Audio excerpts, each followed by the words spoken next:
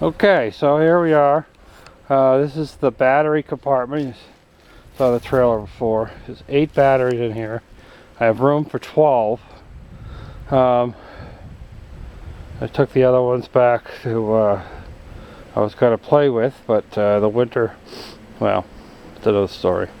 So at any rate, this is it.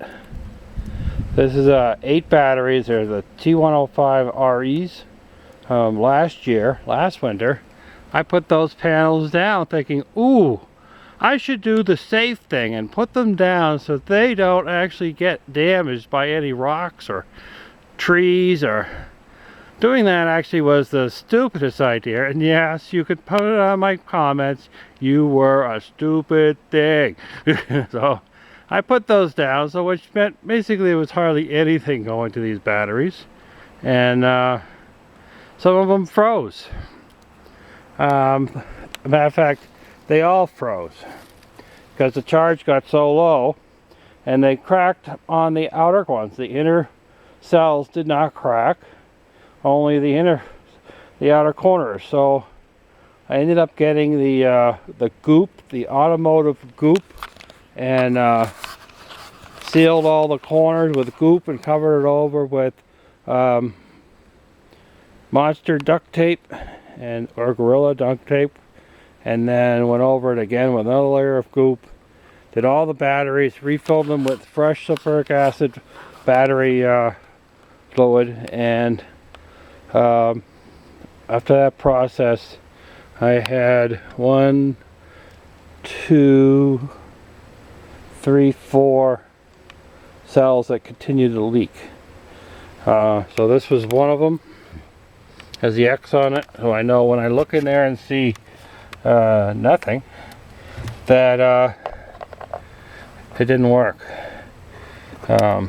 This was one that I fixed, and there's some fluid in there. I don't know if you can see it.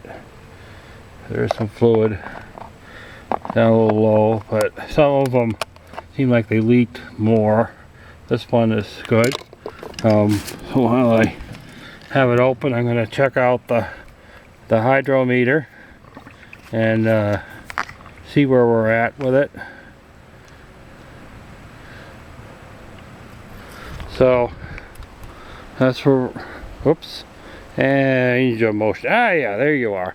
All right, so that's where I'm at with my charge. Now, in the fall, this thing was sitting in the red line. Now we're in the white, which means it's not up to charge completely, but at least it's better than red. So this is something you should have if you're having, you know, wet cells, and most people have wet cells, so that you could check them on occasion. And they're not that much money. They're only about $8 at the store. Now, there's other stuff in here. It says I have a nice switch there to cut off the inverter, which is a good thing. Probably should have a second nice switch to cut off the battery from the diverter.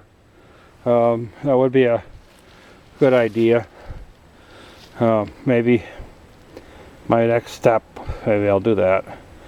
And a resistive load. So if there was some unbelievable possibility that we got a really big storm and the overcharged batteries, the charge controller will do is it will divert that energy over to this heater, which I have learned that I brought. Actually, this one's alright because this is on a heat sink. I have some I mounted to plywood. I've had to fix those, but so it'll divert that energy over to this, and it'll basically warm this whole pod up. It has some drain holes in it if it leaks, but it looks like it's a good thing, because I know my friend Craig is it probably could top these off with some of these cells are actually low, So maybe they didn't actually do as well as I liked them to do. But it's what it is. If it makes through the night, I'll be happy. And then the next day, you're not in the cabin again. So, at any rate, I'm going to top off these batteries with some distilled water and see how that does. And we'll talk to you soon.